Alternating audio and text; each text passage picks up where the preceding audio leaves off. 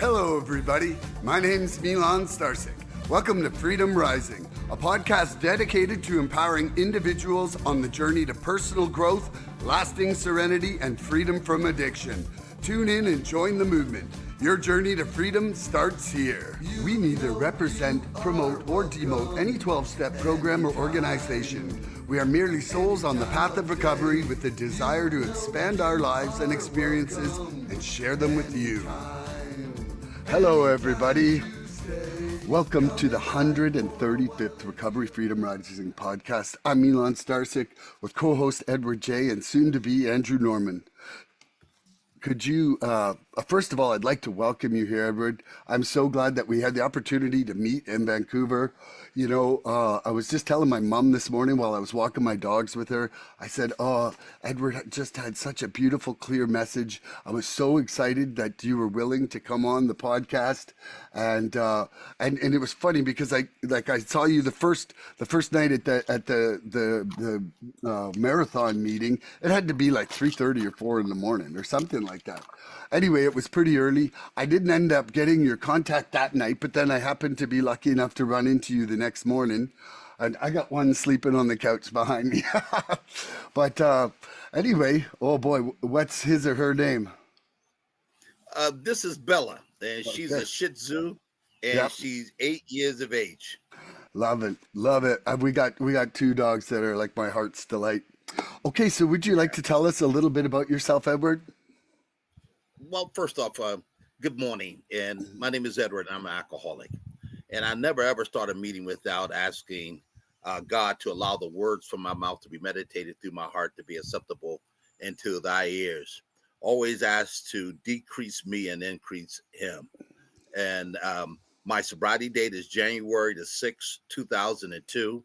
And by the grace of God, I haven't found it necessary to pick up a drink or any mood or mind altering substance since that day. My home group is Big Book Thumpers. We meet every day at 6:45 in the morning. I'm there every morning at 5:30 in my seat. We are a literature-based group.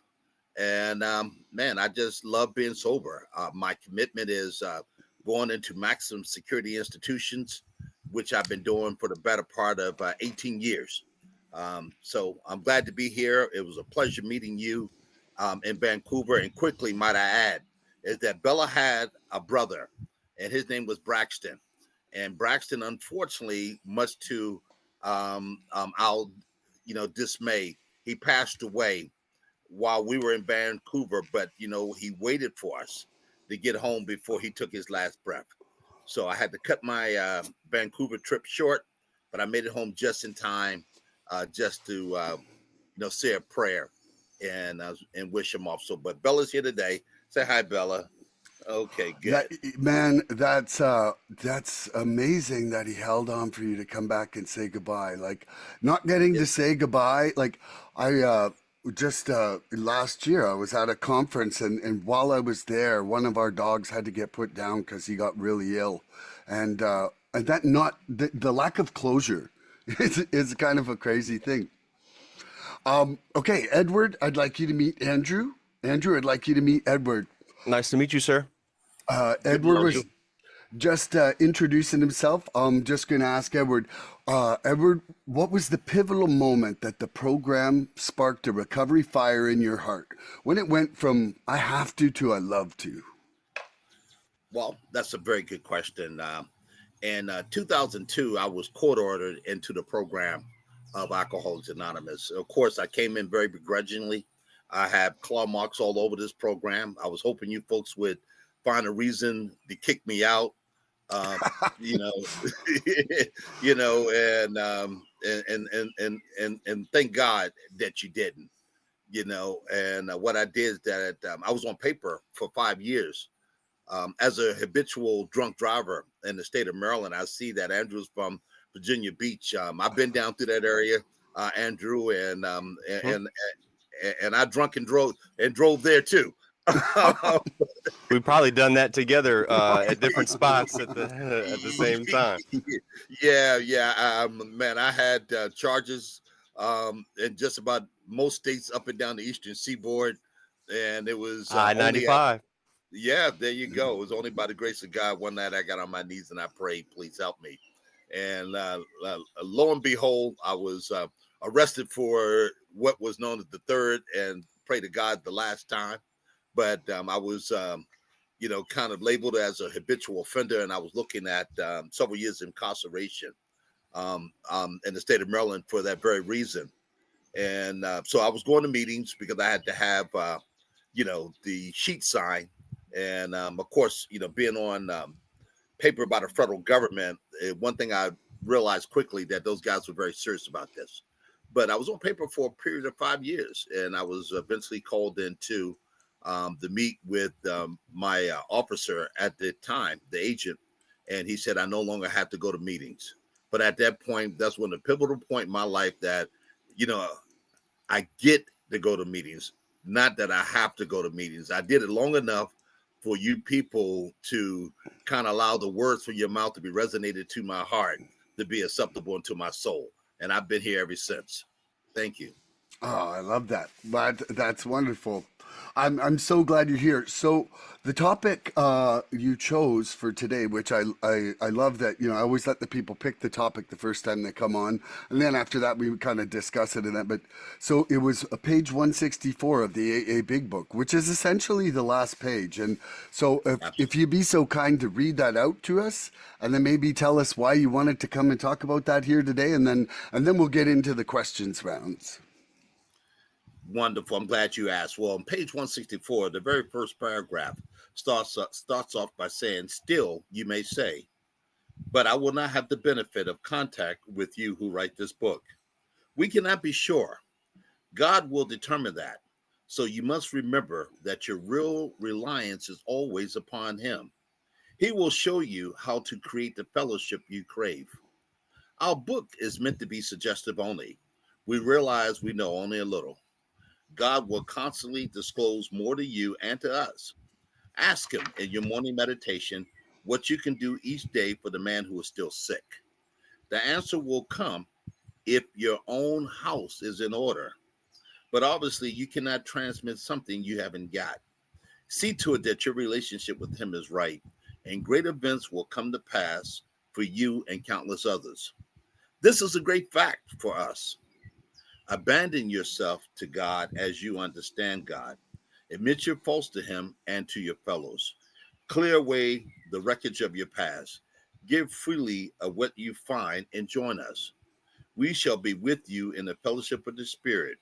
You will surely meet some of us as you trudge the road of happy destiny.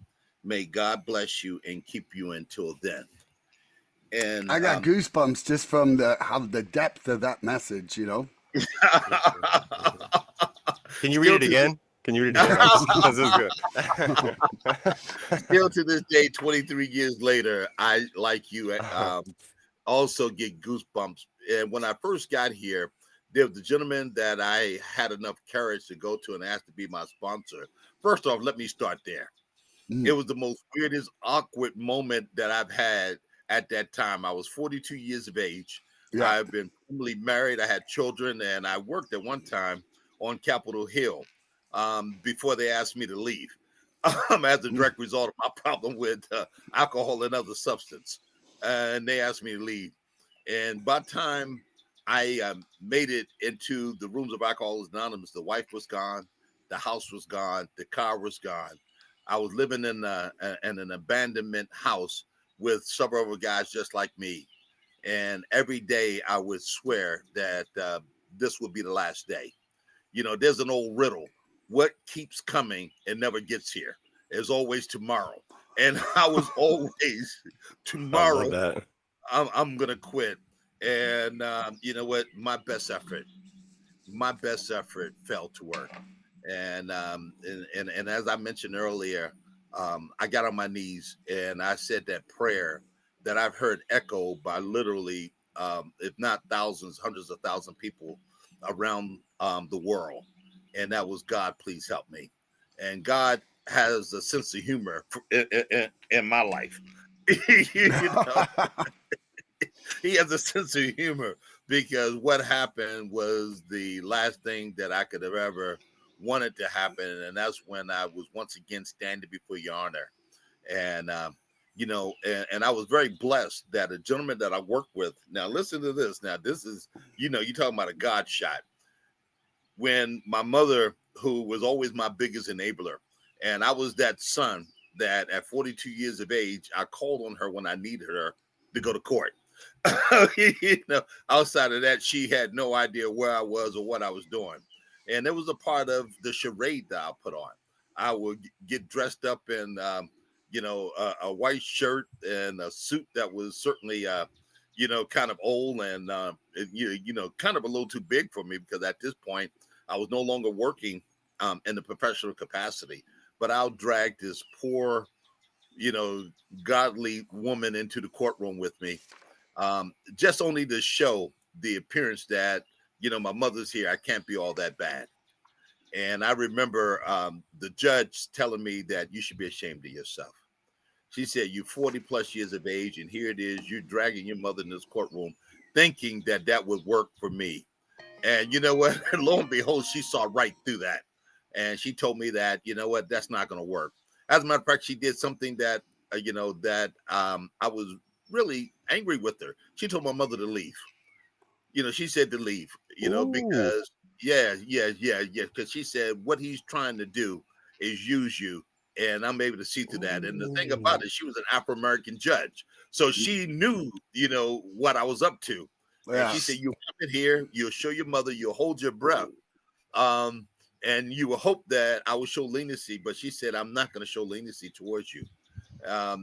She, at that time, sentenced me to 5 weekends. And I did the 5 weekends in a local county facility. And of course, like any good alcoholic, I promised that when I get out of this, I'll never do it again, only to renege on that promise that I made. And once again, I did it. So when I went to my mother saying, I need you again, she said, not this time. She said, I'm going on vacation. So you're going to make me look like an idiot in front of that judge again. Ain't going to happen. Ain't going to happen. And my first thought was, Andrew, how dare you? How can you abandon me like this when I need you the most? She said, you know what? And I said, I'm going to go to prison. She said, good. At least I know where you are. At least I know where I'll you be able are. to sleep tonight. I'll be able to sleep tonight, bro. Yeah. Go ahead. Exactly. That poor woman, I robbed her of her sleep. I robbed her of her, of her serenity. I robbed her of anything that was important to her because, and it's funny you should say that, Andrew, that she was not able to have a good night's sleep, unless she knew that I was somewhere safe and protected. But as I said earlier, God has a sense of humor. And when I decided that I would go to treatment, I went to treatment. It was in 2002. Now, listen to this. It was on the campus of the National Institution of Health, which is one of the largest government research institutions here on the East Coast. It's located in Washington, D.C. It was right after 9/11. And to get on the installation like this, of course, you were met at the gate with guys with, automatic weapons. And, the country was on high alert at this time. And I will never, ever forget waking up or coming through. Because most mornings I came through. It was very rarely I ever woke up. Most mornings I came through and I was looking at television on September 11th and I watched planes fly into the World Trade Center. And I lived and worked in New York for many years prior to coming into the District of Columbia. And when I saw the planes fly into the building, and may all those people who lost their lives rest in peace. And it was a very unfortunate day for this country. But I'm telling you exactly where this alcoholic was. I said, good. The world is finally coming to an end, and I don't have to kill myself. Wow. I was suffering from suicidal ideation. Wow. And I wanted so bad to get off. The pain from living was outweighing the joy of existing. Yeah. As I said, the wife was gone, everything was gone, and it was just me by myself. But then when I shortly realized that after that, the world wasn't coming to an end. Like, damn. And I said, damn. And now what am I going to do? What am I going to do now? So, so I ended up going to NIH on January the 6th.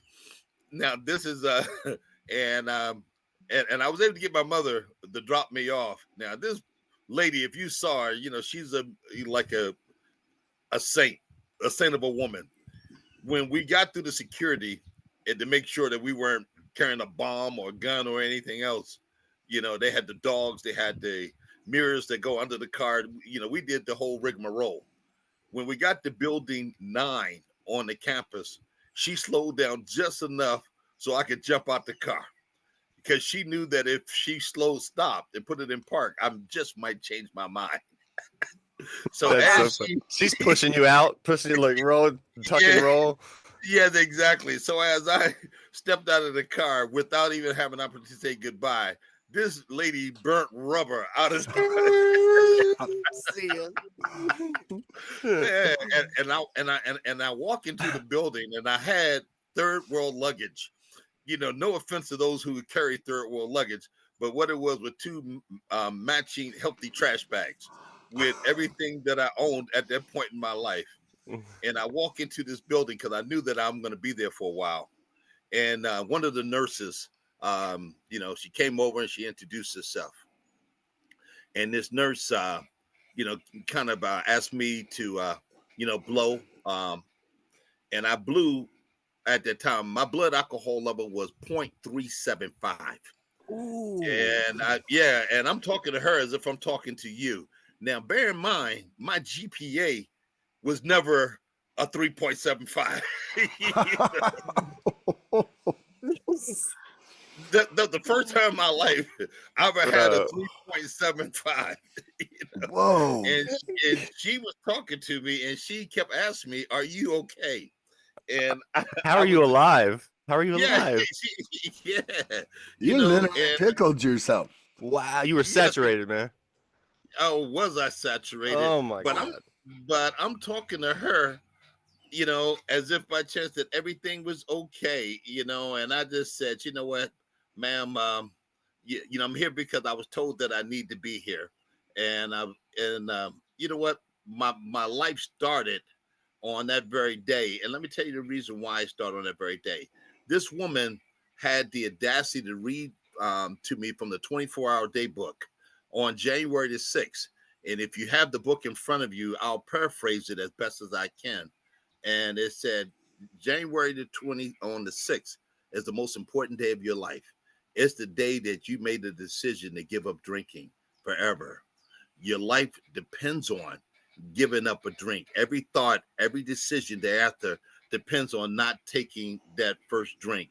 And she read that the first time, and she must have thought I didn't hear it. So she decided to read it again. This lady was about 4'9", and here it is. I was standing 6'3" at the time, even though I was slightly bent over, for being inebriated from the night before. But I said, if she reads that one more time, I'm gonna pick her up by her neck, and put her up against the wall. But she said, I'm gonna read this one more time because I don't think you're getting it. And when she read it the third time, I just said, hey, why am I being tortured like this? The first thing that came to mind, I may not be much, but I'm all the hell I ever think about. I said, why she torture me? And I said, there has to be a bed somewhere upstairs in this place.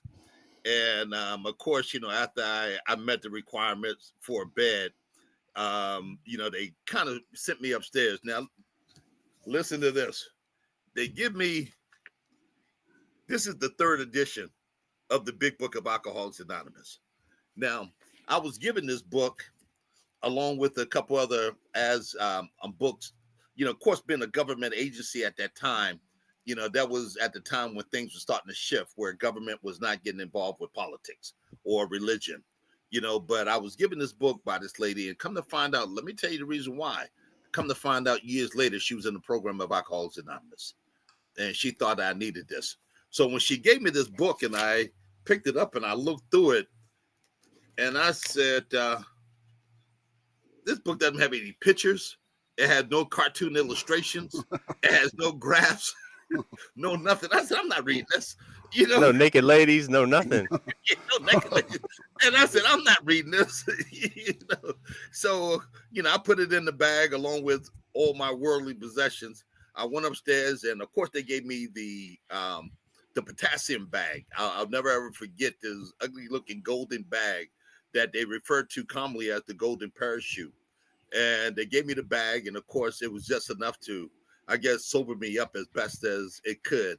And I went upstairs in the bed, and I slept for at least a whole day. And a gentleman that ended up going to court with me that I asked to be my sponsor, and I mentioned the funny thing that God has a sense of humor. We worked together prior, and he used to have his medallion, and he would flip it in front of me. And one day I went to snatch it out of his hand because I was like, it was irritating me that he kept flipping it while I was talking to him. I wanted to know why. Well, he was planting the seed, and he began to explain that you're not ready for this token. You're not ready for this. And when you are, let me know, and I'll see that you get one. I had no idea what the token was. It was a medallion. I had no idea what it meant. I just knew he kept flipping it. And when I asked him to be my sponsor because I was told that she needed a sponsor, he came to me and I showed him that, look, at least I'm trying. I got the book, but I said, I'm not going to read it. And he said the most interesting thing I've ever heard. He said, don't. He said, don't read it. And I was like, great. There was so much of I relief. dare you to read it. Yeah. You know what he said, Andrew? It's funny you should say that. He said, we don't read this book. He said, we study it. And he said, your life will come depend on this book. And this was in 2002. And you know what? From that day to this one, I studied this book. I do not read it. And the guys that I've been very blessed with to have in my life, I'll tell them the same thing what he told me. When I give them a book, that we don't read it, we study it. And the reason why we study it, because there's so much information that is still applicable to this day and time as when it was written in 1939. Alcohol has not changed. Alcoholics has not changed. We're still confronted with the same problem as we did. But what I did do, because I'm a smart guy, I'm college educated. I'm a smart guy. So when I finally decided that I was going to read the book, I went through the chapter in the book of how it works. And I said, man, if I could just figure out how it works, then this would be like, like the cheat, like having the book notes. Man, I said, you got to be a dummy to have to read this whole book. I can just read how it works and I can figure it out, from there. And what I figured out from there is that you can't figure it out. And I figured that I needed all of the 164 pages. You asked me a very important question. Why did I choose the 164 pages? Because once I began to read the forward to the first forward to the first edition, and it talked about we, alcoholics, are more than 100 men and women who have recovered from a seemingly hopeless state of mind and body to show others precisely how we have recovered is the main purpose of this book. For them, we hope these pages will prove so convincing that no further authentication will be necessary. We think this account of our experience will help everybody to better understand the alcoholic. I did not know I suffered from an incurable disease. I did not suffer that I suffered from a disease of the mind as well as a disease of the body. Is that, as it goes on to say in the doctor's opinion, when I finally got to the doctor's opinion, and I love the part in the foreword where it said that we are men and women who ordinarily would not mix. And you're absolutely right, because the people that I saw in that, in that institution, I said, there's no way that they could be an alcoholic. I know they didn't drink like I drank. They didn't do other things the way in which I did, so there's no way I can identify with any of these people. First off, they didn't look like me. They didn't sound like me. They didn't come from where I come from, and I immediately was identifying out versus identifying in. And he began to tell me that what we do is that we learn to identify the similarities and not the differences. Even though those folks came from very affluent areas, and I come from what is known as, you can call it middle class if you want, but we were poor. We didn't have any money. We were getting by. as best as we could. But when I read the doctor's opinion, when it talks about we suffer from a mental obsession of the mind, so overwhelmingly powerful that once I take a drink, I release the physical compulsion. And once I start, I can't stop. And I found in my drinking history, I'll walk over your dead body to create the opportunity. When I begin to read more and more about how this disease manifests itself in my life, I said maybe they'd be onto something. And then I got into there's a solution. Oh, I said at last, because I did it in reverse. I went to how it works first, and I still couldn't quite figure out how it worked. I mean, there was a lot of reading, and I was like, I don't think this will work for me. But then when I saw that there's a solution, I said, okay, this is what I've been looking for. Is there's a solution. And as I began to flip through there's a solution, I ended up going to page 25, and I thought that the solution was here. And it talked about almost none of us like the self-searching, the leveling of our pride, the confession of shortcoming, which the process requires for its successful consummation. But we saw that it really worked in others. We have come to believe in the hopelessness and fertility of life as we've been living it. When therefore we were approached by those in whom the problem had been solved, there was nothing left for us to pick up but the simple kit of spiritual tools laid at our feet. We have found much of heaven, and we have been rocketed into the fourth dimension of existence in which we've not even dreamed. That sounds so floweringly. That sounds so good. I wanted that. I wanted that so bad, and I didn't know exactly how to go about getting this. They talked about the tools laid at the feet, and they talked about, basically, we saw that it worked in others. And this man that was flipping the coin told me he was sober at that time for 3 years. And I said, how do you do that? I said, maybe I could stay sober for 30 days in this institution because I was locked, the door locked from the outside, which is very funny. They would tell you, that if you don't want to be here, you can leave at any time. But as I was making my way towards the door, I realized you have to have somebody to unlock it in order for you to get out. So, Maybe you not know, leave anytime. yeah, I said these people full of it, man. But and then I went on to read about the great fact is just this and nothing less, that we have had deep, effective spiritual experiences, which have revolutionized our whole attitude towards life, towards our fellows, and towards God's universe. The central fact of our lives today is the absolute certainty that our Creator has entered into our heart and lives in a way in which is indeed miraculous. He has commenced to accomplish the things for us which we could never do by ourselves.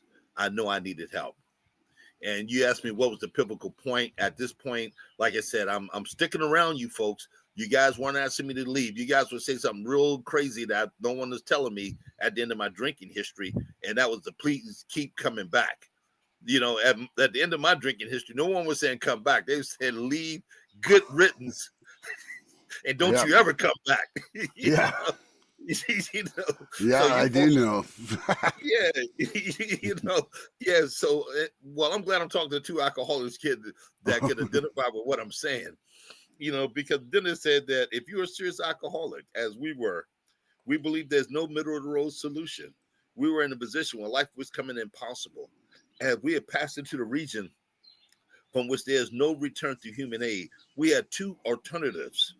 One was to go to the bitter end, plotting out the consciousness of our intolerable situation as best as we could, or to accept spiritual help. You know, I was afraid to ask for help. Even though help was being offered, God answered my prayers when I asked Him, to help me. He was sending you folks to me, but, I wasn't willing to do anything that you told me. Even if you told me to have a good day, I would tell you, who are you to tell me to have a good day?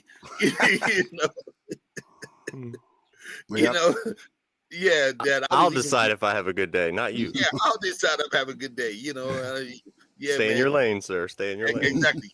You folks will never tell me what to do. And, but I knew that if I left before, like I said, my obligations to the court system was up, that going to prison was a very likely ordeal. And mind you, I'm 6'3", and Milan can tell you, and At that point, I probably weighed about 170. Here it is 23 years later, I weigh over almost 300. But at Yeah. that time, the idea of going to prison, I just realized that I wouldn't measure up, man, to those guys that was there. And I was like, thank you, but no thank you. But I was, you know what? I was a coward. And so I said, okay, I'm going to stick around. And when I get off papers, I'm no longer going to do this, that I'm going to go back to doing what I was doing until I begin to read more and more into this book. And when it said more about alcoholism. Now, this is what I love when it said more about alcoholism, because I wasn't sure, when they said that most of us have been unwilling to admit we're real alcoholics. No person like to think that he's bodily and mentally different from his fellows.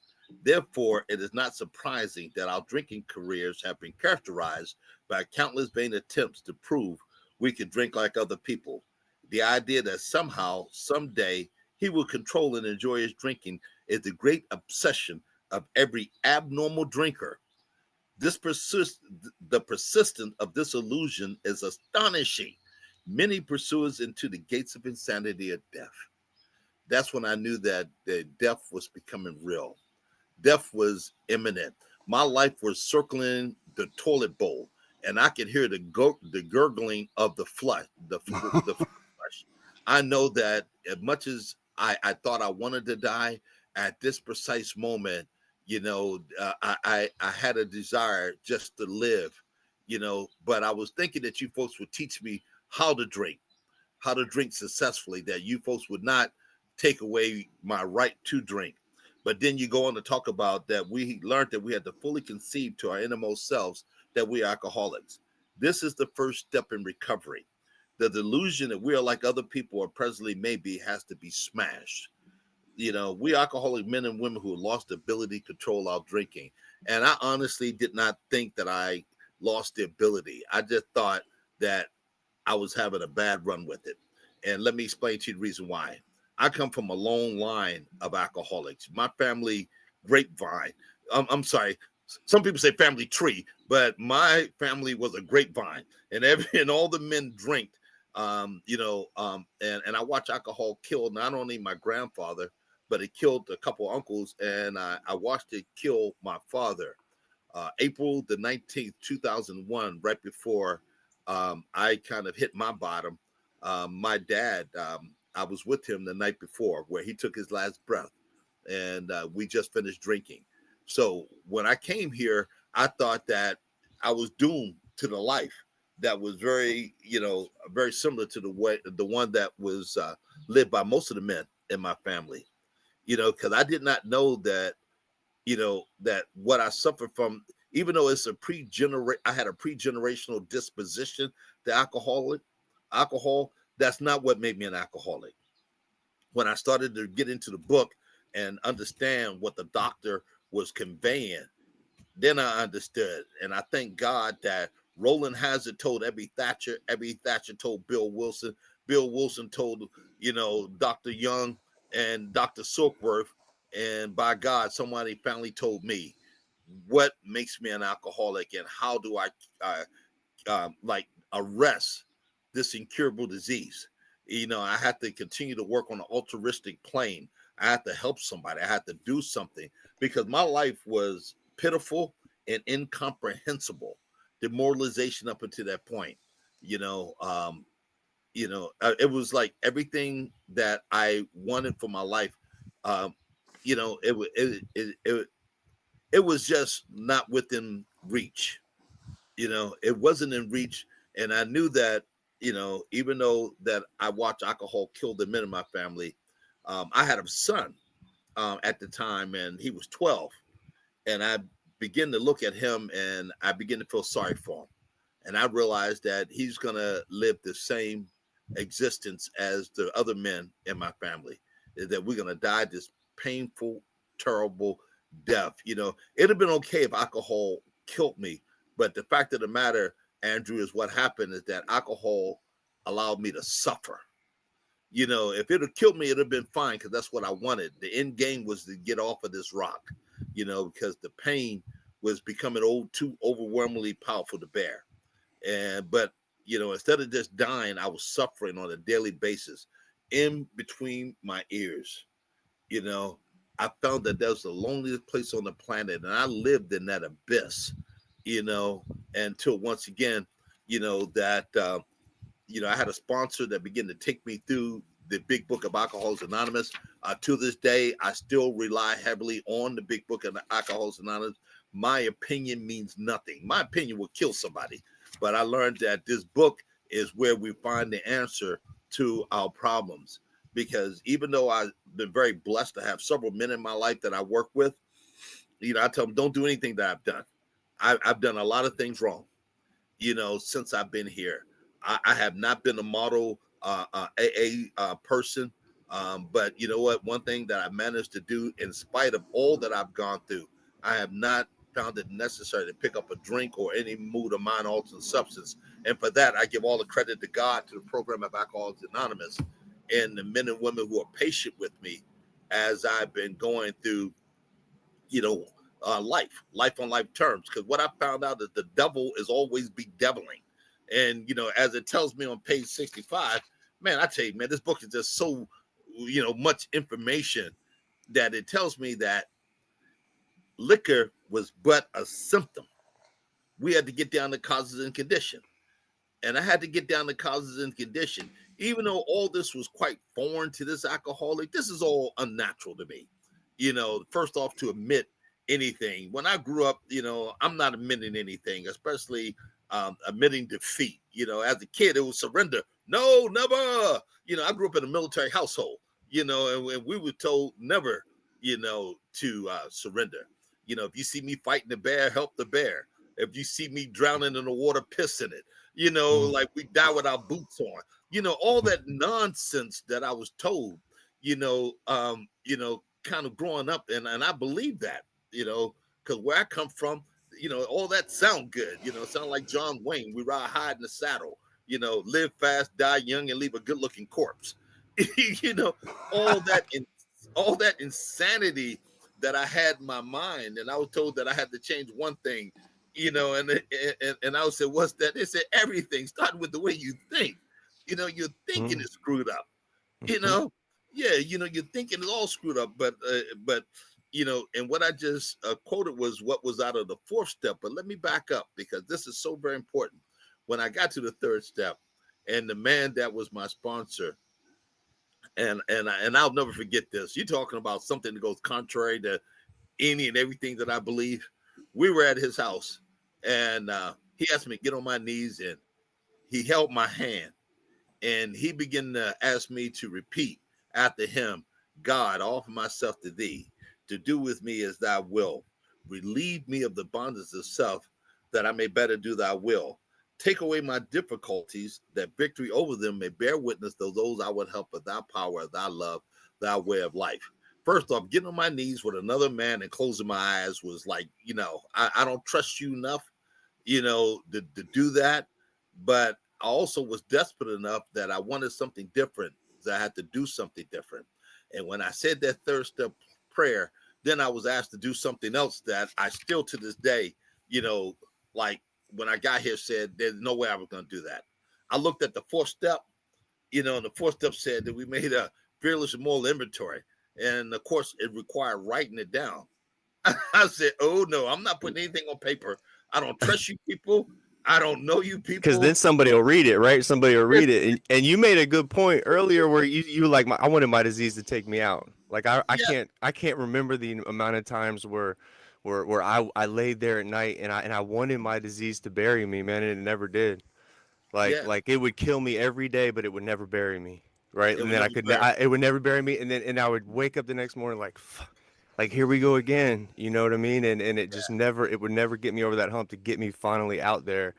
And that's a great point. I wanted to Well, bring that up. So much identification, so much identification. So good. Let's see if you can identify with this. I was so reluctant to write a fourth step because, I felt, first off, like, I don't know what you're going to do with it. And I don't know if by chance the statute of limitations have ran out on a lot of this stuff. So, I said, I'm not writing this down, and but I began to find that I had to write it down, and my sponsor said, "Well, you know what? If you don't want to write it down, do me a favor." And I said, "What's that?" He said, "Do it when you get back." And he finished his caveat was, "If you make it back, and do me a favor while you out there, Get back from what? a relapse, Oh, because okay. if you don't do the Yeah, yeah. fourth step, You're going to then drink your fifth. yeah, you're gonna drink your fifth." And and he was telling me that if you don't do a fourth step, you're gonna pick up a fifth. And he said, "Do it when you get back."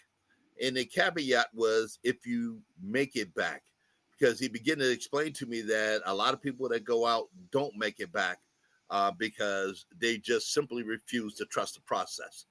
And I said, "You know what? I've been doing it my way for such a long time that I got everything to gain and nothing to lose." And I began to trust the process.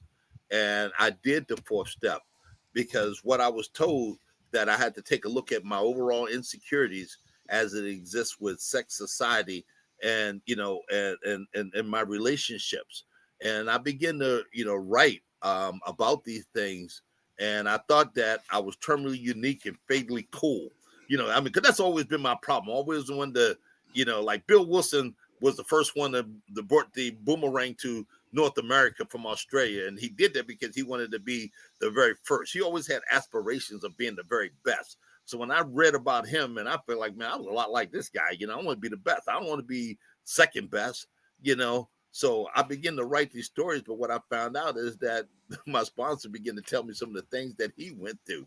And his story wasn't much different in a lot of ways, except for in the end. Because what I did is I took a look at my grosser handicaps, and I made a decision that out of these grosser handicaps that I would inventory them, and I would be able to make a start, at least discussing with another human being. Because one thing that was shared with me is that there's principles behind every step. And thus far, the first step was honesty. The second step was hope, because the hope was gone in the bag, the bottle pill of a woman. So I had to find hope in you folks. The third step was faith. And I knew what faith was because my mother's been trying for years to get me into the church. And I understood faith being the substance of things believed and the evidence of things unseen. So when I begin to understand what that verse meant, is that I can't see this, I can't touch, I can't feel it, but I was convinced that you folks were telling me the truth. And the fourth one step was about courage. It takes courage to face myself in light of my twisted, sick thinking that was keeping me stuck in this abyss. And it took courage for me to get on my knees in the third step to pray it, and then the fourth step begin to write it. And then the fifth step, I begin to understand that the principle is integrity. And I begin to say, what integrity? Because God knows everything I've done. No, it said integrity is sharing it with another person, and being honest and not holding back anything. Because it tells us that if we skip this vital step, we may not overcome drinking, you know. And I knew that if I went back to drinking, you remember I said that I was on paper by the federal government, and I knew that these people weren't kidding, and I knew these people were looking to, kind of make an example of a guy like me, who at one time was outstanding young man of America, who worked on Capitol Hill and was involved in legislation, and I glossed right over the fact that when I worked on Capitol Hill, one of the issues that I worked on was mothers against drunk drivers. But that didn't apply to me. I remember when the founder, who's out of California, I think her name is Salter, if I can recall correctly, and if I mispronounced her name, please forgive me. It's been many years. I remember when she came to at the time, the congressman was Jack Bonner from out of Tennessee, and he took on that legislative issue to introduce MAD about bringing stiff penalties to those of us who were, kind of drunk drivers. But that didn't apply to me. That did not apply to me, even though I was involved in helping frame that legislation. That applied to you folks. That did not apply to me, you know. So I had to begin to take a look at all these things, because a lot of it I chose not to deal with. It was not a bright spot in my life. when I was, kind of working in that capacity. So by drinking and drugging the way I did, a lot of that stuff was just, like fell into the crevices of my mind. But then when heard that there was a promise, and one of the best promises, the big book is full of promises, but one of the best promises is on page 75. And the reason why we do the fifth step. And it talks about we pocket our pride, we go to it, illuminating every twist of character, every dark cranny of the past. Once we have taken this step, looking the world in the eyes, withholding nothing, we're delighted. We can look the world in the eyes. We can be alone at perfect peace and ease. Our fear falls from us. We begin to feel the nearness of our Creator. We may have had certain spiritual beliefs, but now we begin to have a spiritual experience. The feeling that the drink problem had disappeared will come often strongly. We feel we are on the broad highway walking hand in hand with the spirit of the universe. Man, when I got up off, finished doing the fifth step, after doing the third step and praying on my knees, all of a sudden it was like a revelation, man. I said, now I feel like I'm going somewhere. I felt like the rubber was finally, kind of touching the road, and I was making some traction, It you was the know. first guilt-free day of my life in 51 and a half years. Isn't that something? Yeah. Like I Wow. literally cried with joy for 36 hours. Yes. Yes. You know what? And that I could identify with, man, because I felt like I was, walking on cloud nine. I was like, oh my gosh, I things that I talked, I thought that I was going to take to my grave that I'll never share with another human being. And I began to, it was just so comforting. It was like being dipped in hot, warm chocolate. That my body was just submerged in the best feeling I've ever felt. And then when they said, "Well, the work is not over," now I got to look at the sixth step, whereas willingness is the principle, willing to take a look at the character defects. Now, man, and at the time I came into the program, Milan, I don't know about you, but in the rooms of Alcoholics Anonymous, they used to have on the wall the character defects, and there would be 36 of them. And I would sit and look at that list, and I would laugh, and folks would wonder, why am I laughing? I said, 36, is that all? I got way more character defects than that. I literally, with my first round with step four, I was like, I got them all.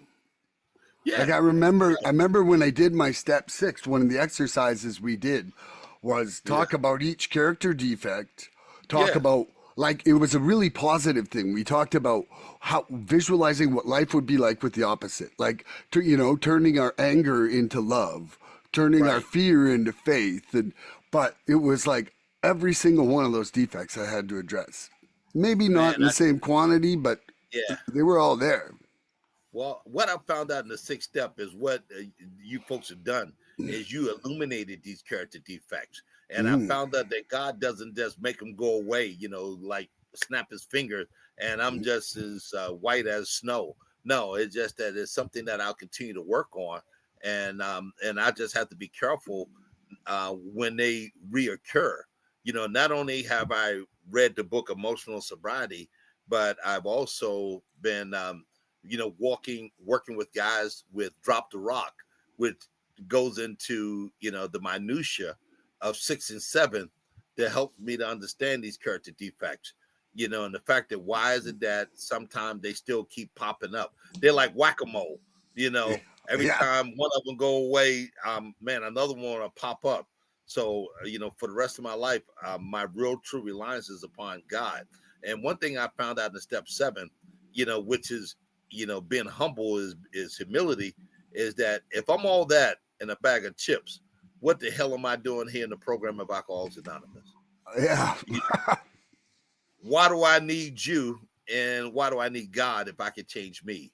And I found that I can't change me, and I need God's help in order to change. So my real reliance and what I've gotten out of step 7 is that my faith is becoming bigger than my fear, because I know that the chief activator of all my character defects is self-centered fear.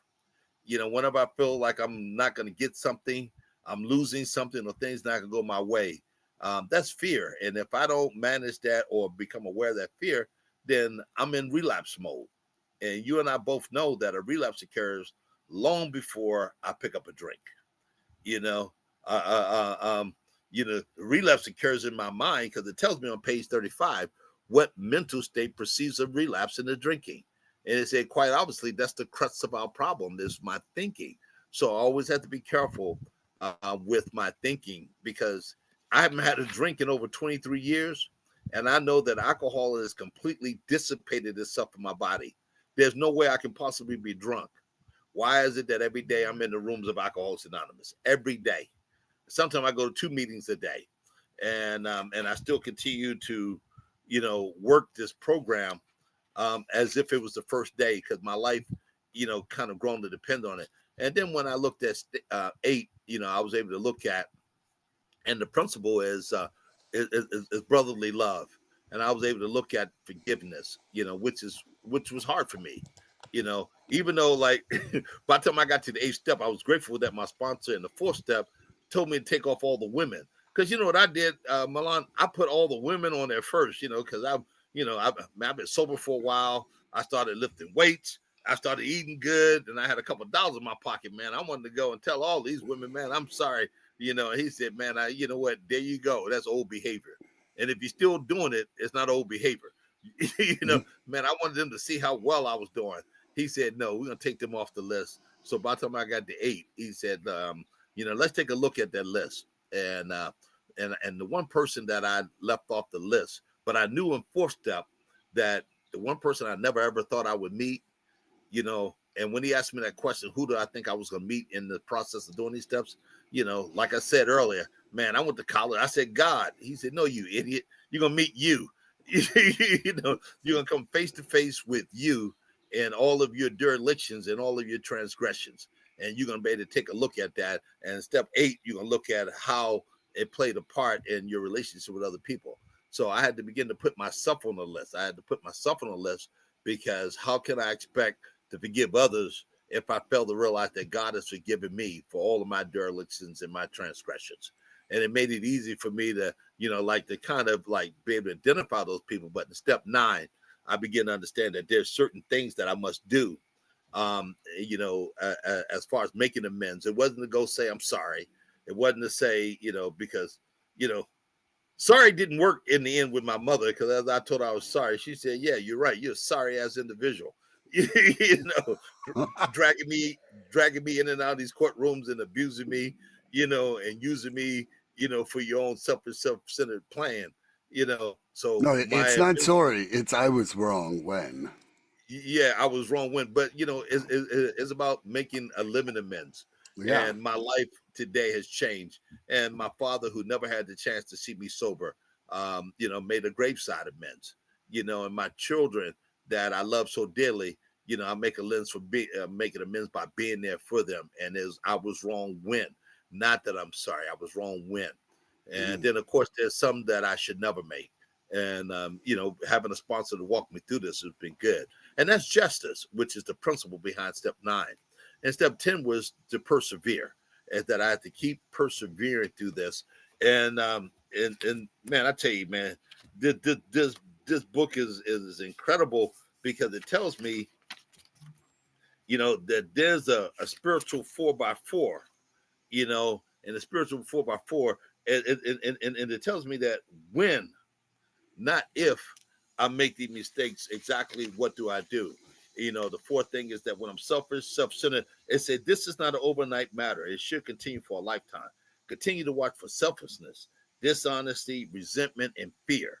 And it said when these crop up, it didn't say if they crop up or maybe or possibly crop up. They say when these crop up. And the 4x4 is that we resolutely know what to do. And one is that, you know, we make amends to anyone that we have harmed. We ask God to help us to remove them. And then and then we resolutely turn our thought to someone we can help. Love and tolerance of others is our code because it goes on to tell me that what I have is a daily reprieve that's contingent on the Contingent on the maintenance of my maintenance of spirit. our spiritual condition. That's the maintenance of my spiritual condition. You know what that means to me? That means that you know what I'm postponing my punishment. That's exactly what I'm doing because I was can't forget what it was like when I got in here. I was punishing myself on a daily basis for the way that I lived and the way that I behaved. And I tell you something, I don't know about you, but not a person on this planet could kick my ass worse than I could kick my own. And Hmm. that's in between here, that I would constantly beat myself up over things that I've done and, things that I shouldn't have done. And of course, I just had to begin to ask God for forgiveness. And then 10, I continue to work these steps because what I have is a daily reprieve. And it tells me every day is a day when I must carry the vision of God's will in all my activities. And and I just can't pick and choose my activities because when I got here, I was like, God, you handle my alcohol and drug problem, but let me handle my women and my money problem. Yeah, I was until this spring. I was really trying to handle my defects myself, and I had a what I call the great resurrendering this year. Yeah. Oh my God. And God said, you know what? Okay, let's see how that works out for you. And I turned into a serial marrier, as trying to handle my own problems in this program. And when I turned over, now I have a relationship. You met Jane while we were in Canada, and we've been together for God's going on 15 years. And that's because I prayed to God and asked God rather to bring her into my life, and today we begin to still continue to work this program because, I was like the guy that went through the day. I was always agitated and I was always doubtful. And it tells me that pray for the right thought or action. And we would constantly remind ourselves we're no longer running the show. And I found that as it tells me that when I humble myself to that point and I'm asking God for thy will not be done in mine, that I'm in less danger of excitement, fear, anxiety, or worry, self pity or making foolish decision. We become much more efficient. We do not tire so easily. So I don't tire so easily as I used to be, trying to be the CEO of the universe. Man, I was the CEO of the universe. You had a problem, ask me, and I can solve it for you. Especially if you paid me $20, man. I can come up with the right answer for all your problems. But then I found that I couldn't solve my own problems. And it said we alcoholics are undisciplined, so we let God discipline us in the way that He sees fit. So it's about action, about more action, because I found that despite that, like I said earlier, that I've been through, my share of lifing, and I've been married, divorced, I've been terminated, I filed bankruptcy. I've had strange situations with people and my children, and life just keeps showing up. I lost my dog, you know, but I found that nothing will so much ensure immunity from drinking as intensive work with another alcoholic. It's the only thing that works when all other activities fail. And by the grace of God, when I went through my first divorce, um, it was divine providence that I had the opportunity to go into a maximum security prison. And in Maryland, we have the maximum security prison, which is known as Jessup. And I went in there thinking that I was going to take a message into these gentlemen that was serving life behind the wall. And what I found out, the most incredible thing, that these men, they know the program better than most people I've met on the streets, because they have a chance to, like me, study the big book as well as the other material. So I don't take a message, but I go in there to get a message. And that message is always there, but for the grace of God, go I. And for 18 years, I've been going in and out of institutions um, to, kind of attend AA meetings. It's something that I enjoy doing, even though I'm now in North Carolina. I do it here. And I just signed up for another commitment to take the meeting into another prison. But let me tell you, the most incredible thing has happened in my life is that by taking willingness to take the meetings in the prison, and if you remember at the convention, they talked about taking the meeting in the institutions, and if you read the AA grapevine, it talks about taking the meetings internationally. Well, I've been very blessed to take meetings in the countries that I never dreamed of ever visiting. Man, I recently got back from Liberia, where I took the meetings into um, rehab centers in Liberia. I'm scheduled to go back in about another month or two with the help of Alcoholics Anonymous, and the material that they're providing to me is that there's a serious crisis over there that AA is trying to make a difference in the lives of those who are suffering. There's only two countries that's offline, and it's Sierra Leone and Liberia. And I've been very blessed to be able to not represent AA, but go over and introduce Alcoholics Anonymous to these rehab centers. Um, Man, let me share something with you. I don't know how much time I have, but please, let me know if I'm getting close to running over time. So, another couple minutes, and then we've got the questions to ask each other. Oh, okay. All right. Well, let Yeah. me quickly wrap it up. Okay. But one thing I found over there, I went over there, I was ill prepared. I went over there with the 12 and 12, the big book, the window shades, and a whole host of pamphlets. And I go over to a cemetery. And while I'm standing in the cemetery on top of one of the tombstones, because, it's like New Orleans, is because of being a peninsula, they don't dig underground, but they build on top of the ground. Is that we're standing on tombs in the middle of a grave yard, and there's literally 500 or more addicts and alcoholics like us. And what I found out is that they are desecrating the bodies of the deceased. They are going into the tombs. First off, they remove the bodies because it provides shelter, but also they found out that there's formaldehyde in the bones. So they're taking the bones out and they're crushing the bones and they're smoking it. So I'm walking around in what was like the twilight zone. I said, where am I and what am I doing here? And why am I trying to talk to these people about Alcoholics Anonymous when these folks are hungry and they're suffering at a whole nother level? So we had to rethink our efforts over there, and we begin to feed the people. And once we begin to feed them, then we're able to talk to them about recovery and talk to them about changing their lives. So we're gonna go back and have another shot at that. And the questions you want to know is on page 164, and I can wrap this up in a nice bow for you. Is that on 164? It tells me about my wildest dreams coming true. It tells me that I don't have the benefit of contact with those who write the book. Absolutely not. But I have the benefit of meeting people like you and people like Andrew who know this book and understand this book as much as I do. And I'm always learning because every time I open it up, I'm always finding something different in this book. And then it tells about the fellowship that you create. I'm selfish and I'm self centered to the core. I have never been much to think about anybody else other than myself. I admit it. I will admit I'm not much, but I'm all the hell I ever think about. And this program has allowed me the ability to think not less of myself, but think of myself less often. And then it tells about, how that we realize that God only will disclose, you know, to us what he wants us to know. Well, I got to keep coming back in order for that to happen you know so my question is that how is the program working in your life, and what is it that you're doing to get back to a program that is giving you so much, and then how do you carry the message? you know we can carry the mess, but how do you carry the message? And I carry the message by using the big book of Alcoholics Anonymous.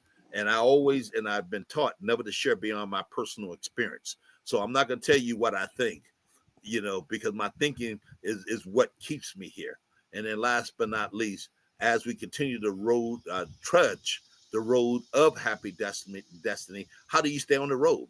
Because I'm starting to run into more and more people that are relapsing.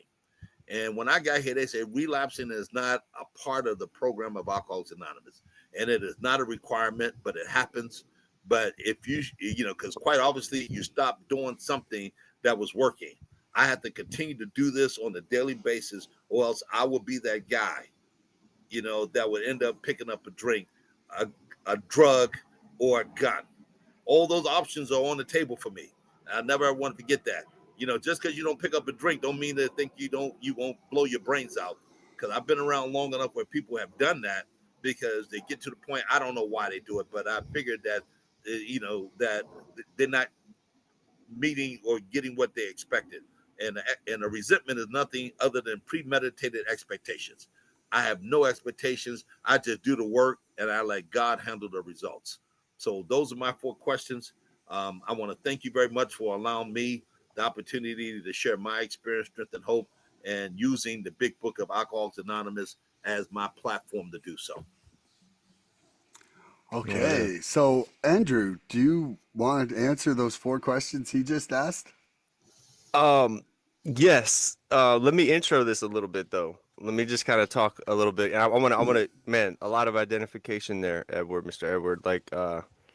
First off, No, thank you for, no.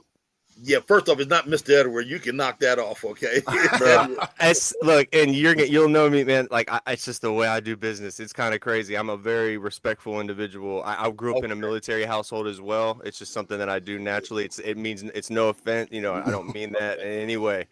okay. Um, yeah, but real so much identification. First off, I'm 6'3" too. I'm 6'3" as well. My last name is Norman. You live on Lake Norman. It's kind of crazy. So that's my last name. And you talked about your mother being that special person in your life. You gave me goosebumps when you started talking about that, and giving your mother peace of mind. Being able to come to the table with something to offer rather than just your excuses and lies and all that stuff you were wrapped up in when you were saturated, like we talked about.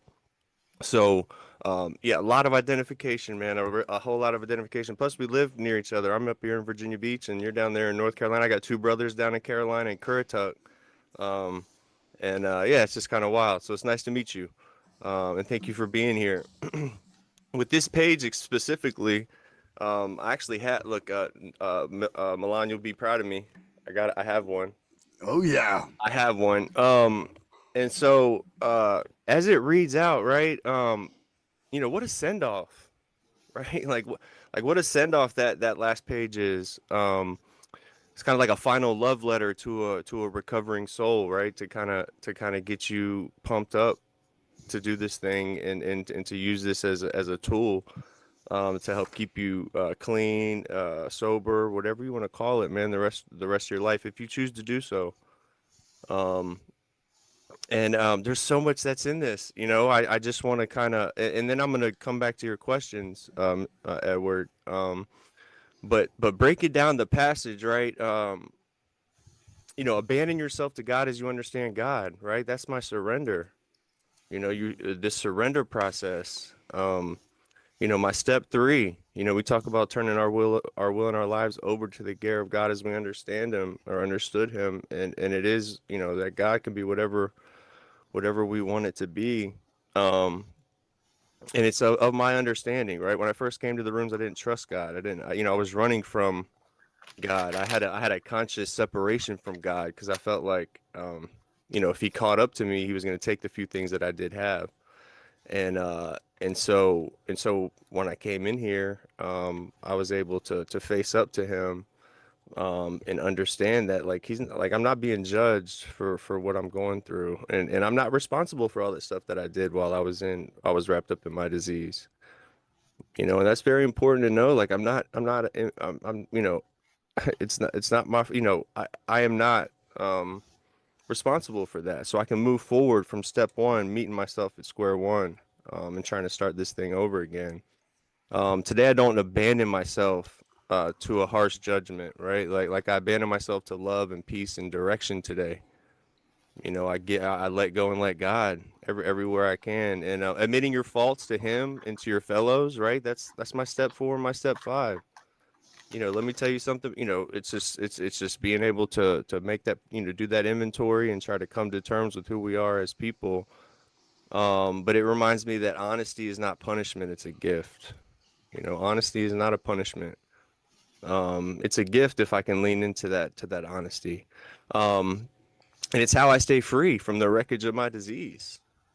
Staying honest, staying upfront with people, and it allows our hearts to connect, and it's how I can get that therapeutic value of one person and one addict helping another person. You said something, the best way out of my head is a simple conversation with another person. Doesn't even have to be an addict or an alcoholic. Just talking to somebody, being of service to somebody, gets me out of my own head. Clear away the wreckage of your past. There's my step nine, right? And honest, it's ongoing. It's an ongoing thing for me. Some amends I've made, some I haven't been able to, some I've attempted, some I pray for the opportunity to do, but it's about cleaning out the house internally for me.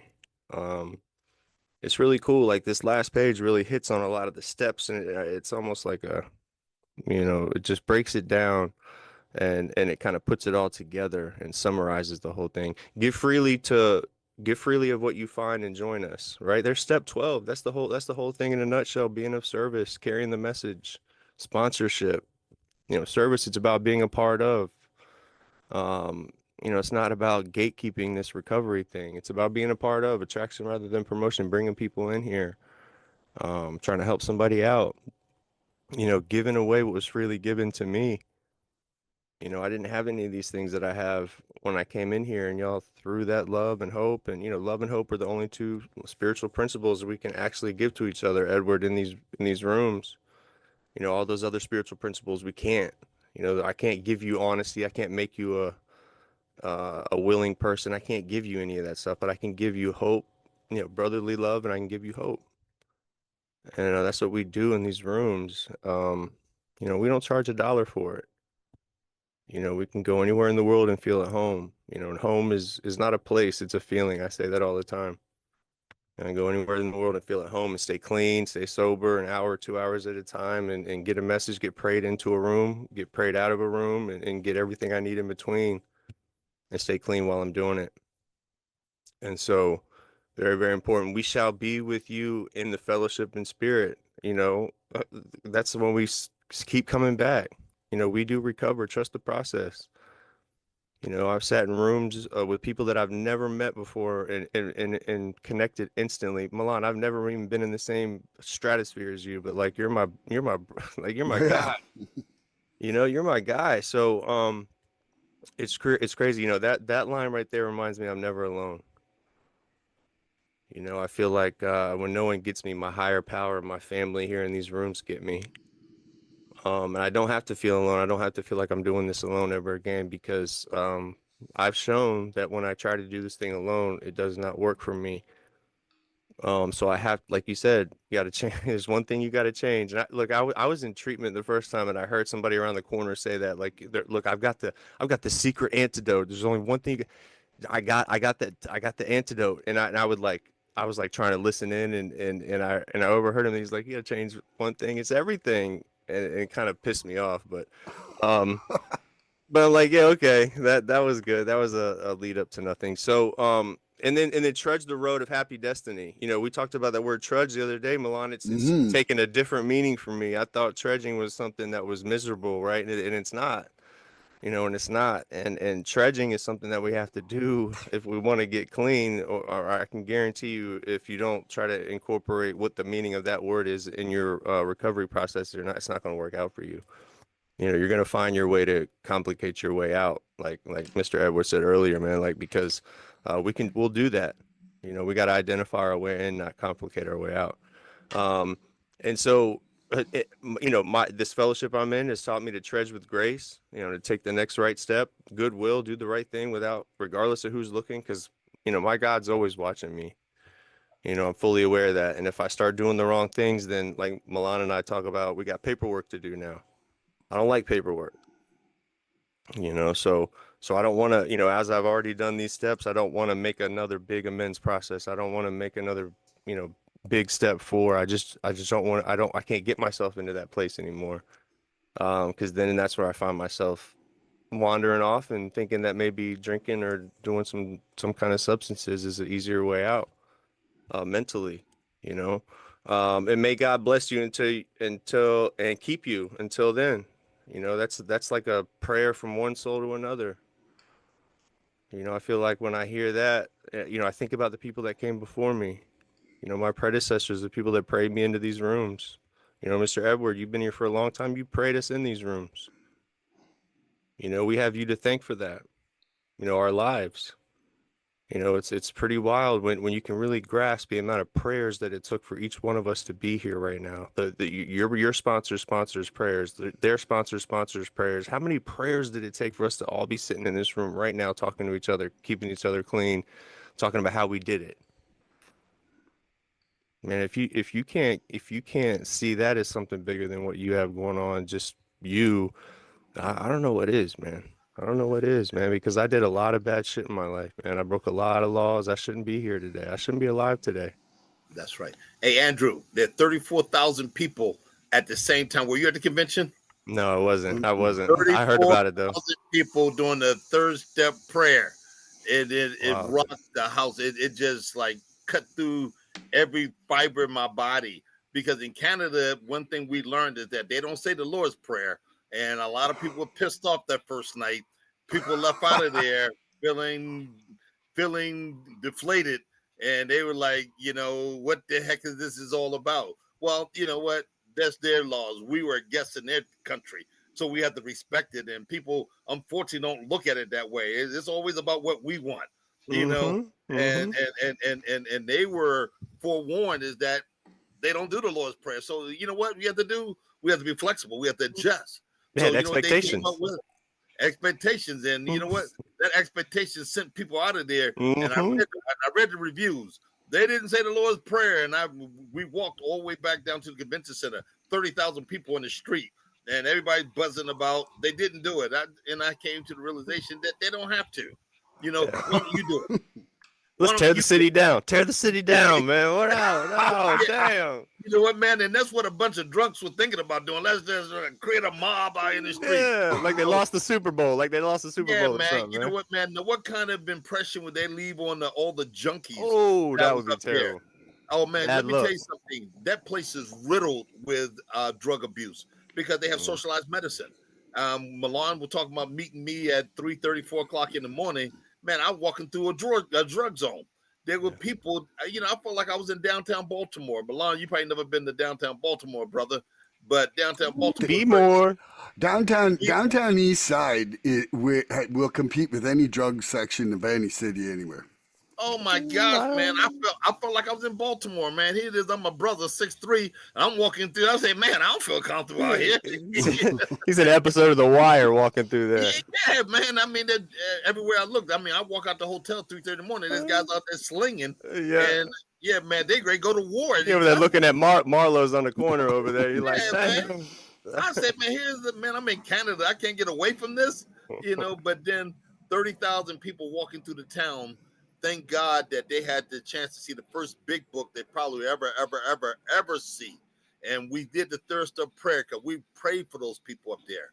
And I realized there was a reason why we went to Canada. I was trying to figure out why we're in Canada, But first off, Bill has a history in Canada. His father was Canadian. They had a business up there. So there's a lot of history in Vermont is really close. But I was trying to think of why we're in Canada. You know what? God put it in my heart. Vancouver needed it.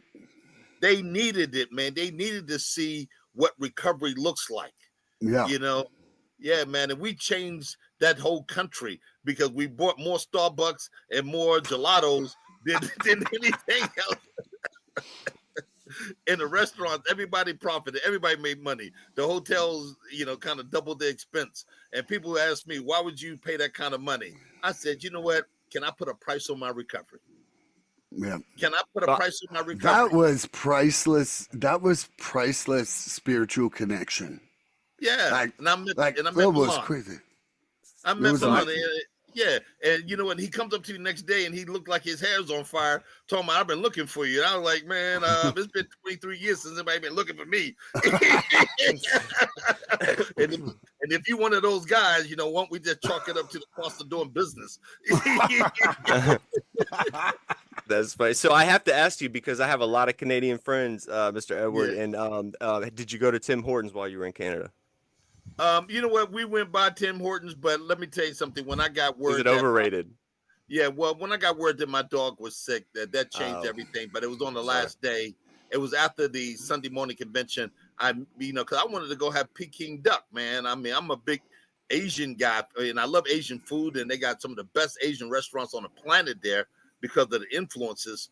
And Tim Horton, and then there was another place that was right down by the convention center I was told to go to that was good. But when I found out my dog was sick, man, I had to come home, and that meant more to me and my wife than anything on else that was going on. So we came home, and so we plan on staying for a couple of days and ride the train to Victoria, and and do all kinds of wonderful things. But you know what? God had another plan.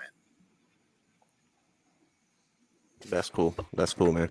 So do you want me to, Milan, did you want me to try to answer some of those questions, or how do you want to roll around? So you want to repeat those 4 questions? Repeat those for me real quick, sir.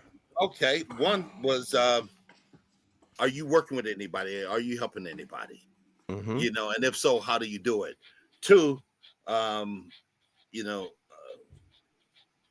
something that we've been doing every day that I started, it was a game changer for me. We do a gratitude list. And every day I'm doing a gratitude list. How do you show your gratitude? You know, because it's an action. And then, of course, three, abandon yourself to God. How's that come along? And then you answer the question about trudging. So you basically answered all my questions. So you got me like stuck, like saying, "Oh, okay, you did a That's very cool. good job. You did Yeah, a very yeah. good job. You did a summation on 164 because you came to the point that I wanted to make is that the steps are right here. Yeah, absolutely. And they're all right in there. And I just wanted to make sure I Yes. touched on everything that you asked me, and that's really cool. So yes, am I working with anybody? I do sponsor a couple young men, and sponsorship is very, very, very important to me. Um, it's the highest form of service in our fellowship. Being a sponsor, it's the bloodline. And so we come in here, being able to be there for somebody, regardless at any time, at any place, and sponsorship is a very, very special relationship. We talk about getting out of that burning building, and it doesn't matter who gets out of that burning building first, Edward, as long as we all get out of that burning building, right? We talk about that a lot in our meetings, but it takes a different kind of person to after they get out of that burning building that almost killed them, to suit back up, train back up, suit back up, and to go in that burning building and pull people out of that burning building. That's a different kind of person. That's what sponsors are. That's what people who sponsor people are doing. It takes a different type of person to be able to want to do that, knowing that they just came out of that burning building and almost lost their life. They're going to go back in there and help people get out. It's a humbling experience. You talked about not thinking less of yourself, but thinking of yourself less. That's humility. Being able to be humble and know that, like, I don't have all the answers, but I don't have all the answers, but we do. We collectively can. And You talked about a gratitude list. Early on in my recovery, I had a sponsor that told me, after I prayed, to go to the bathroom and look at myself in the mirror and give myself 8 compliments every single morning. It changed my life. It changed my life. Having to actively tell myself what I thought was good about myself, and to give myself 8 compliments what I loved about myself. It made it a little easier to understand that I wasn't this complete asshole. Because I felt, I was emotionally, physically, spiritually bankrupt. I was done. I was cooked. I was completely cooked. So, um, being able to stay grateful, and how I show my gratitude, because as we know, like a grateful addict does not use, a grateful alcoholic will not use, or drink. I show my gratitude by being of service to this fellowship, man. I continue to stay grateful, because if I'm of service, I'm not in my own head and I'm helping somebody else out. And it's how I keep all these beautiful things that I have in my life today. Being able to, love and humility are my two jams. Those are my two pillars of the foundation of my recovery. And I stand on those two things. Um, and, um, and it's what's got me through everything. Love is undefeated. Love doesn't lose. It's the most powerful spiritual principle that we have in this fellowship. And like I said, it's one of the only two that we can give to each other. So I lean into love all the time. The unconditional love piece is my part. That's why it's so powerful. If I tell you I love you, if for no other reason than we survived that same near death catastrophe, then, like, that's my part. That's why it's so powerful. You can't take that from me. Um, and so, yeah, it has taught me to love and to remain humble and teachable, and then abandoning myself to God. There's my surrender. A lot of people think that surrender is a one-time deal. That's not the case. I got to out surrender this thing. Milan and I, when we hit that re-surrender of March 2025, man, word out, big ups to Tom Smith, man. Love that guy. Changed my life. If I can out surrender this thing, it's going to be a lot easier than, trying to work on myself and work on all these things that I think are wrong with me, that I maybe should fix, maybe shouldn't. If I can surrender what I need to, and then work on the rest, bro, it has made this thing a lot lighter for me. It has it has made long-term recovery and staying clean the rest of my life way more feasible, an attainable goal for me. Um, and so I understand now when I'm starting to get a little off during the day. I've taken some of that self-will back, and I pray, man. I've gotten real comfortable praying. Man, I pray my ass off, dude. Good things happen to people who pray and are prayed for. And when I find myself in that place, man, my sponsor will ask me like, "How free do you want to be, Andrew? Like, did you pray about it?" And a lot of times when I do, I can get those answers. So, I stay tapped into the God of my understanding. I call him God. You can call him whatever you want.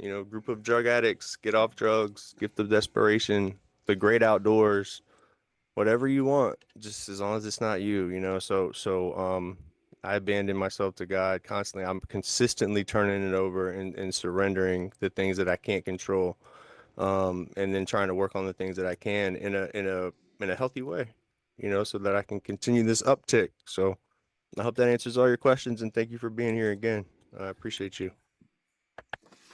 Milan. Um, Okay, yeah. So, wow, I really, I really loved your description and association of the principles and the steps, Edward. Like I said to you right before we started, that there's definitely a clarity in your message that has some wonderful detail there. So, for myself, currently have three sponsees. I still do, anytime there's a newcomer, I offer to like temporarily sponsor them. But I had a point last year where I had five sponsees, and that was borderline too many with my life. And I feel that it's my responsibility to be able to deliver on that commitment. And so now I'm pretty much capping it at three regular sponsees, and and it's really an amazing thing. Like, man, I just I love my connection with my sponsees and what we're doing together, and I love trying to think of sort of new ways to sort of invigorate and connect with them in the way that they need it. Like sponsoring is very much like teaching, in that you could say something, and if it's not in a way that that person's going to absorb, it's going to go right over them. And so I think it's important as sponsors that we do adjust ourselves to be able to communicate effectively with the people that we're working with. And living gratitude, man. I First of all, I'm part of a few gratitude groups that I start out with in the mornings, and communicate with about three different groups in that way. But my first sponsor, he was a Native American, and okay. and for him, it was really like gratitude was a verb. Gratitude is not a noun.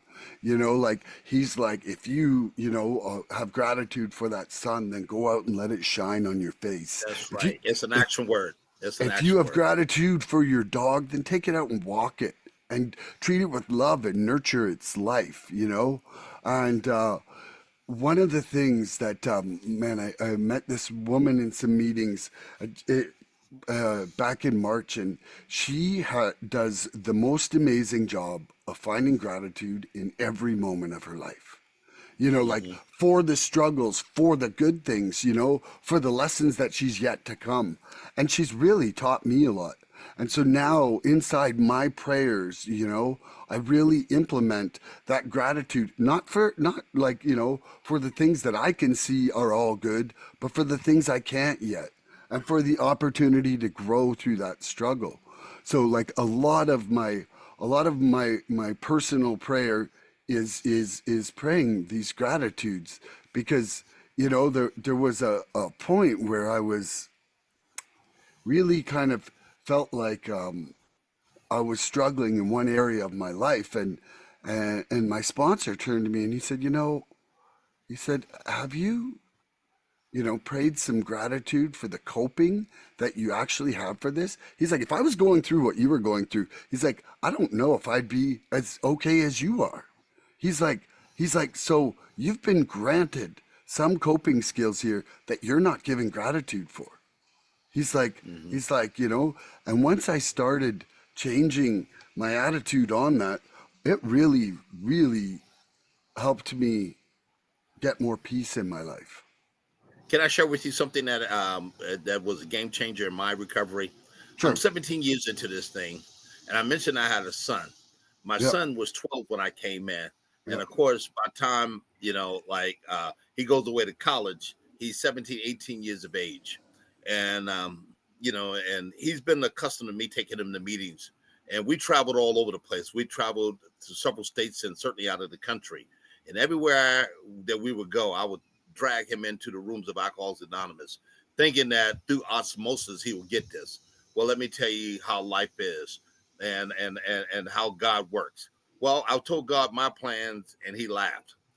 My son was on a full academic ride at the University of Pittsburgh, and in his second year, his roommate, I guess for whatever reason, is still unbeknownst to me and anybody else, committed suicide. This kid cut him down, along with another other guy in the room. And he told me after I spent the whole week at the university talking to the instructors, trying to set up, like a program that, to help these kids deal with this emotion. And he told me that it was okay. The school gave him a pass for that semester. But you know what? And I trusted him when he told me that he was okay. Well, little did I know that his closet alcoholism came to a full-fledged alcoholic. And all of a sudden, I'm getting phone calls that this kid's in emergency rooms and hospitals. And I'm going to these places, and I could not imagine why is it that he's going through this, and I was going to, either kill him or it was going to allow his disease to kill me. But I went to Al-Anon, and Al-Anon taught me something. I got a black belt in Al-Anon, and and I was, because I wanted to, thinking that I could solve his problem. But as I found out, I'm completely powerless. Well, it was through prayer and through writing a gratitude list that I still do to this day, is that my son is now 6 years sober, and Yeah. he is now traveling around the world. He, Hell he yeah. he lives in Africa now, and he took the program of Alcoholics Anonymous over to Kenya, where he's Congratulations, located. bro. Yeah, man, and he is sharing with other kids. Well, he's not a kid; he's 35 years of age, probably the age of you guys, I'm And 53. I'm okay, 41. oh, okay. Well, Andrew, you only got him by a couple years, but he's over there, working with these kids, introducing them to the 12 steps of recovery. So the gratitude list was a game God's changer work, man. for me, because I was able to take all that frustration that I was allowing and the resentments, and I was able to communicate that with. Now I'm up to about 40 guys a day, and we do it every day religiously. Yeah. Yeah.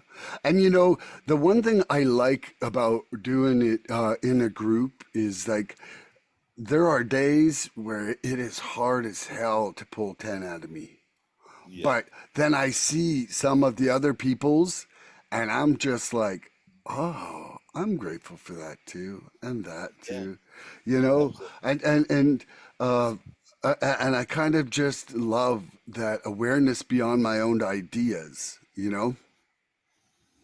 And so now the third thing you'd asked was abandoning myself, and so for myself, I was.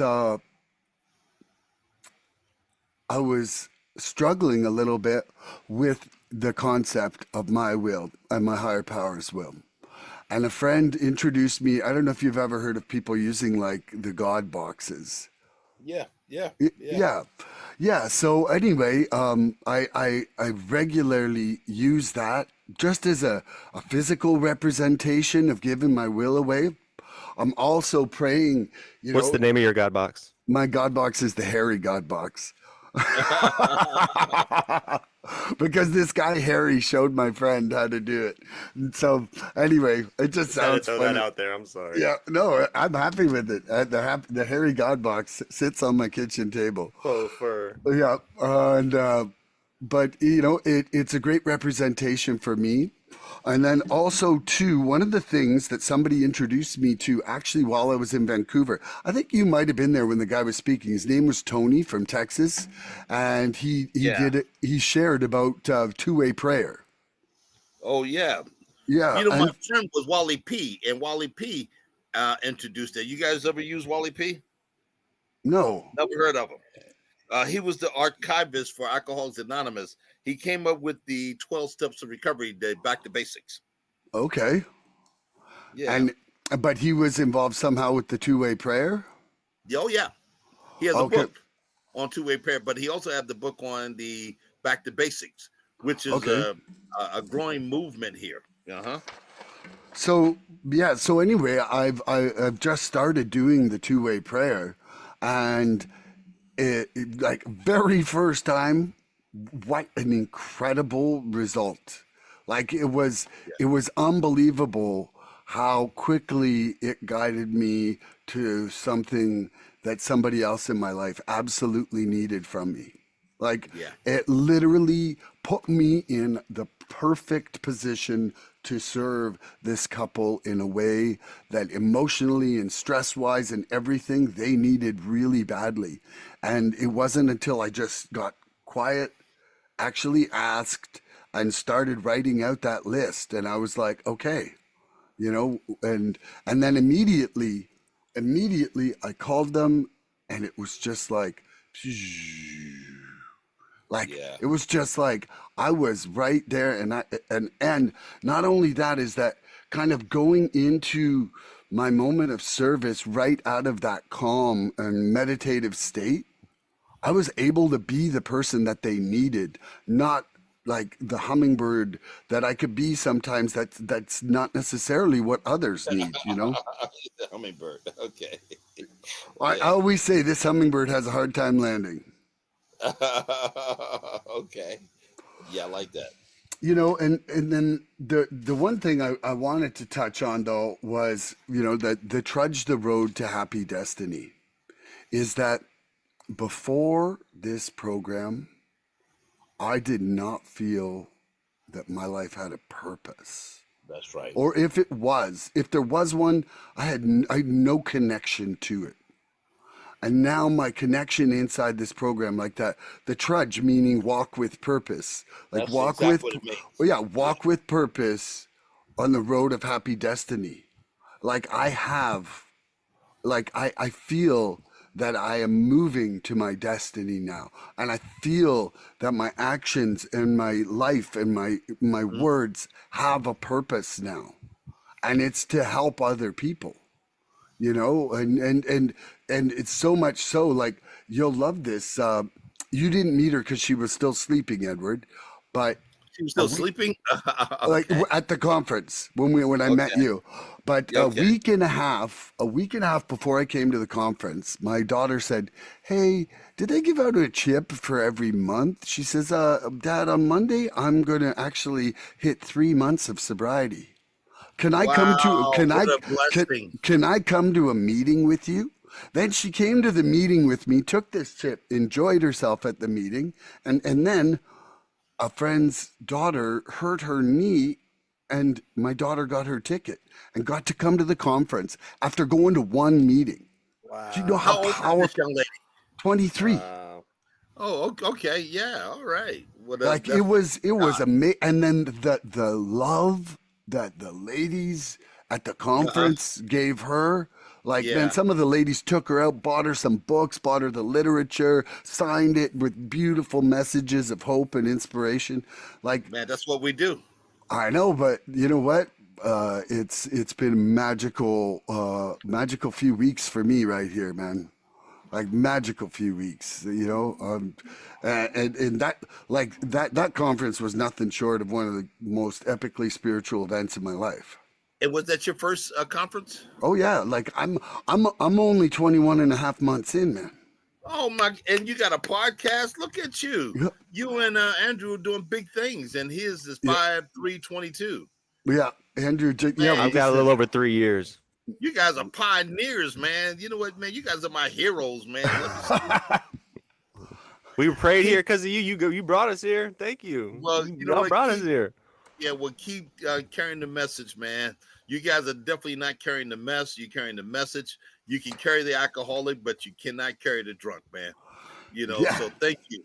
yeah, Thank you so very much, man. I mean, this podcast is all new to me because I'm like yep. old school, man. We sat down with the big book and we sat one on one with the sponsor, somebody who says, sit down and shut up. When I got here, They weren't nice, man. I mean, it wasn't all this new treatment center, recovery. Don't worry, everything's gonna be all right. Just keep coming back. No, they say you sit your dumb ass down and shut the hell up. You know what? I wasn't allowed to share for the first year. For the first year when I got here, thank God they don't do that If anymore. we want to know how to use or drink, we'll ask you something. Exactly. You know what, man? And until then, we don't want to hear a word out of you. I Facts. mean, and you know what? And of course, a lot of things had to change because, we wouldn't have the program we have today if it wasn't for change. But, I'm still old school in a lot of ways, but at least now I'm willing to listen more than I'm willing to,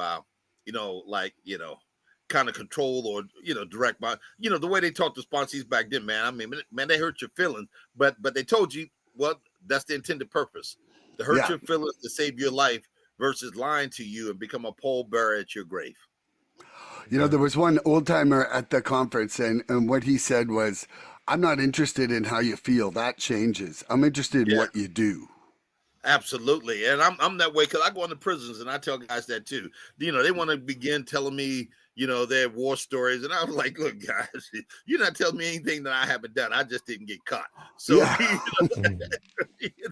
I don't want to hear your, war stories. I want you to tell me what your plans are from this day forward, how to stay sober. Because that's what I need to know. I need to know how to stay sober, man. Because despite the fact that, as you both said, I've been here for a while, guess what? I'm more closer to a drink today than I ever have been before in my entire sobriety. Woo. And if I don't keep doing this, man, no, because you know what happens, Milan, and you say, well, I'm gonna tell you something. It's called getting comfortable. Yeah. It's getting comfortable. I go to meetings every day. I'm helping somebody. I'm checking the boxes, and you check the boxes, but yet your disease is so insidious, is that there's a sneaky aspect to your disease that is looking for your area where you're most vulnerable, and is looking to jackpot your sobriety. Don't ever get to the point where you get comfortable in the thing that I got it because I've been here for a couple double digits, and I know the big book. I know all this. No, I have witnessed a man that I thought knew this book better than anybody I've ever met in my life is doing time in prison now, and it was because he got involved in something that he had no business getting involved in. And we were directing the directors of a sober house for men, and he got off into kiddie porn, and that's his story. Yeah, man, and he was known as Perp 69. How he got into that, and the way he tried to explain it, it was everybody else's fault but his. But he was the one that was watching it. Yeah. Like I feel like for myself, even the length I've been in the program is I cannot plateau. I have to keep learning. I have to keep it has to be growth in my program, not level. And and I have to be on it every day. And the good thing for me though is I absolutely love it. Love it, and I'm happy to do everything every day. Yeah. Well, because if you're not progressing, you are regressing. There's no such thing in this program as gressing. Yeah. I'm just gressing. No, you're not gressing. You're regressing unless you are, Ebby Thatcher told Bill Wilson when Bill Wilson talked to him about, I can't do this. And you know what? And Ebby Thatcher assured him that, no, you won't do this. He said, unless you fail to enlarge your spiritual relationship with God, you're not going to be able to meet the trials of highs and lows in your life. And you will take a drink again. Yeah, absolutely. So I keep that up front, man. Hey, guys. Yeah. I want to say that it's been a pleasure to have you, Edward. Thanks, Andrew, bro. I Appreciate love you. And, I'm grateful that we Andrew, I love connected you again. too, man. Love you too, man. Thank you for being here. Yeah, so everybody out there, tune in next episode Bye, for more guys. recovery fun. Bye-bye, everybody. We love you. Woo! Thanks, Edward. Please help us help others. If you like what you've seen here today, please subscribe and share this podcast and help us get to 100 followers. We're looking for interaction with our audience. So please email recoveryfreedomrising@gmail.com or contact Milan South Okanagan Starcic on Facebook with questions, topic suggestions, or just comments. We'd love to hear from you.